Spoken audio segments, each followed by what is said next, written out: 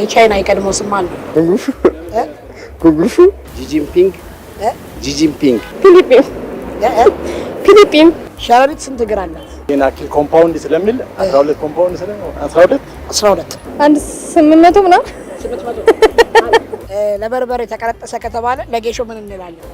ጌሾ እንግዲህ የጠላ ቂጣ ያስፈልገዋል፣ ገብስ ያስፈልገዋል፣ ገብስ ሁሉ ነገር ያስፈልገዋል። የጠላ አለ ጠላ በባህል ነው ምና ጤፍ ጥቁር ጤፍ ወቀጣ ተቀረጠፈ እሺ ተቆረጠ። የከበደ አባት ሁለት ልጅ አላቸው። አንዱ ነው አንዱ ማን ነው? አንዱ ሄኖክ እሺ ሄኖክ ናቲ በሀገራችን የሙዚቃ ታሪክ ውስጥ የትዝታው ንጉስና የትዝታው ንግስት የሚባሉ አንጋፋ ድምጻዊ እነማን ናቸው?